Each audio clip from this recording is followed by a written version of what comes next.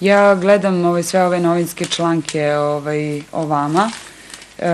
Senzacionalni pronalazak ostaje u Leskovcu. Na koji pronalazak se misli? To je bilo za motore. Aha, to je bilo za motore. Ja ću zamoliti moje kolege iz režije, imamo tamo i te skice koje su rađene, pa evo, da li su to su ti motori, jel da?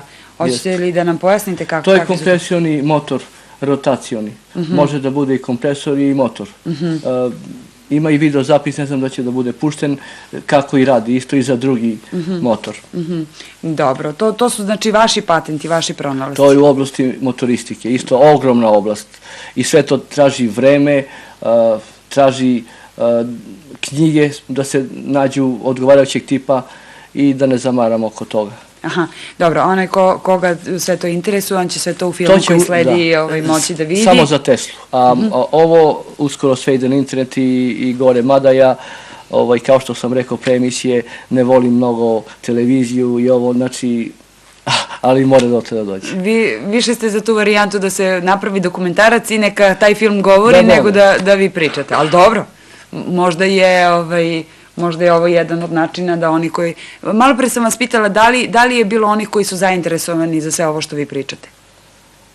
Pa nisam razgovarao sa visoki funkcioneri, tek sad to stiže gore u kabinete, čisto da ja kažem šta mislim. Mada nisam zaluđen time da će to da se uradi znajući vreme, znajući da se svi izgovaraju da nema novaca, ali to je samo po meni izgovor. Što se mene tiče, ja hoću samo da kažem šta mislim o tome i na tu temu. Pa ako neko shvati ko je Tesla, a iz emisije će da shvati ko je Tesla, o Tesli se mnogo malo zna, čisto se kaže on je izmislio struju i tačka, što nema veze uopšte sa tim. Interesantno. Kako vaši komšije, kako vaši prijatelji, kako vaši rođaci reaguju na to da se vi bavite ovako jednim interesantnim? Ovo već nije hobi, ovo je odavno prevazišlo razmere hobija. Pa ne znam, nekim je interesantna tema, nekim je za posmeh, zato što, kaže, ti si život upropastio, imao si prilike da odeš na zapad, da budeš čovek, da imaš sve, ovde nemaš ništa, ovde se baviš najgorim poslovima, ali idejem se... To su to najgori poslovi? Pa ne, misli se... Najteži? Najteži, cepam drva, prodajem sveće, kopam kanali, radim vodoinstalacije, a da bi noću to radio i sve te pare kao ulažem da bi nešto rekao šta ja mislim. Ja sam ipak običan čovek koji ima svi problemi u životu, kao i svaki drugi, i ovo je više tema za visoke funkcionere koji primaju platu i koji su dužni da rade na nekim projektima koji država ide dalje, a ne za običnog čoveka kao što sam ja. Interesantno. Ukoliko vas, dragi prijatelji, interesuje, možete se javiti. Telefoni Televizije Leskovac otvoreni su sve vreme za vaše pozive. Eto, komentara, možete mi i pomoći u pitanjima ono što vas interesuje. Očigledno je da gospodin Dušan odlično barata svim ovim činjenicama i podacima. Rekli ste visoki funkcioneri. Mislite da bi to možda moglo da ode do vlade i da se radi možda čak i do Ministarstva za infrastrukturu, pa da razmišljaju o tome šta bi moglo da se uradi? Ako pričamo već o tome, šta vi mislite, koji deo Srbije bi bio najpogodniji da se tu gradi Teslin toranj? Ima dosta predloga, ali mislim da sad nije tema. Imam dosta predloga. Predloga od drugih ili vaših ideja? Moje ideje. Imamo nekoga i na telefonskoj liniji. Halo? Halo, dobro jutro. Dobro jutro. Sretni praznici. Hvala takođe. Hvala takođe. Pozdravim vašeg gosta Duleta, ja ga odlično znam. Mogli biste da nam kažete kakav je Dule čovjek? Blizu njegovog radnog mesta, pored groblja Špiteljskog. Dobro. Evo, podržavam upravu, Dušan, stvarno nešto, mislim, stvarno Nikola Tesla je bio svetski čovjek i treba da se nešto, stvarno nešto napravi za njega. Da, ali vidite... Da, ali nije samo to, ima puno stvari, eto, na primjer, eto tako neke ličnosti koje daju značaj našem gradu propalom poslednjem u Srbiji. Hoćete, molim vas, vaše ime? Nikola Milošević. Nikola Milošević. Da. Nikola, vi jeste već čuli, jeste upoznati sa ovim podacima? Ne, ja ovo prepučujem, znam, Dušana znam odavno, možda ga znam 20 godina, zna i on mene. Da, sad ćete imati... Znam da je imao neke projekte za mašine. Da, sad ćete imati razlog više da popričate sa čovekom kad se budete sreli. Nema problema, ja vidim njega stalno, pošto tu živim. I to i pozdravljam puno i znam da ovo, a za ovo nisam stvarno znao za ovaj toranj, ali podržavam ga u tome.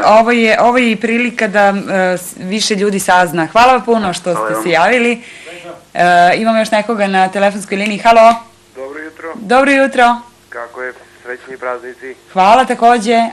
Hoćete molim vas vaše ime? Vladica Jovanović. Vladica Jovanović. Gospodine, vi ste pozdravili naše goste. Vašeg gosta u studiju. Hvala lepo. Baš mi je drago što je izašao tako na televiziji. A jel vi znate o čemu se... Kako da ne, ja sam među prvima koji je odgledao tu emisiju. Odlično. I šta preporučujete? Evo, s obzirom da ćemo mi taj... Ja bih preporučio da to sve on pošalje, znači, gore u Vladu i nadam se da će da uspe u svojim namerama i da će sve to da bude ostvareno po njegovim zamislima, kao ujedno i za njegove motore. Hvala puno što ste se javili i pozdrav za vas. Eto podrške, vidite. Kažete, niste do sad imali neku podršku? Pa nisam se mnogo ni trudio, mnogo oblasti pratim. Tu je i slika decenija koja govori o vremenu za vreme Miloševića. Uopšte ne govori ko je kriv i šta je kriv, nego govori šta se sve dogodilo. Mogli bismo i da pogledamo te slajdove koje imamo. Radi se o slikama koje je radio gost televizije Leskovac. Možemo li da se nadamo da ćemo ih uskoro videti? Ne, nije ovo. Evo ih, to su. Sad će se smijevati, tako da ćemo moći da komentarišemo. Dakle, to je jedan period od 10 godina koji zapravo govore kako je, šta je ono što smo svi mi ovde preživljavali, ne samo vi, nego... Koliko sam upoznat, to je jedinstvena slika na ovim prostorima da govori o tom događaju, kroz jednu sliku. Rađena je više narodski i svaki deo slike govori šta je bilo.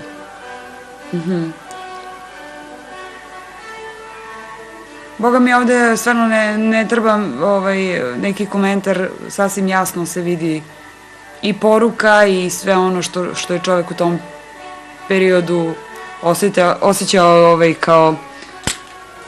kao bes, kao žal, kao, jel da? Da. Dobro. Dok idu slajdovi, mi ćemo naravno još malo da se držimo naše današnje teme. 8 je sati i 17 minuta. Ovaj jutarnji program, gost televizije Leskovac za sve one koji su od ovoga trenutka sa nama, je Dušan Sinadinović. Mi dalje pričamo o jednom projektu zvanom Toranj Nikoli Tesli u Srbiji. Zašto da ne? Jedini problem su zapravo finansije i neko ko će se čitavu ovu ideju koja već godinama drži Dušana Sinadinovića najzad realizovati. Rekli smo već da bi to zapravo moglo da se sve pokrene time što će neko od resornih ministarstava adekvatnih i nadležnih za ovako nešto prihvatiti kao dobru ideju i nakon toga i realizovati. Rekli ste sami da već imate nekoliko ideja gde bi najpovoljnije bilo, ako kojim slučajem, a nadamo se da će biti ovaj vaš dugogodišnji san ispunjen. Ajte, kažite nam gde bi to otprilike moglo da bude.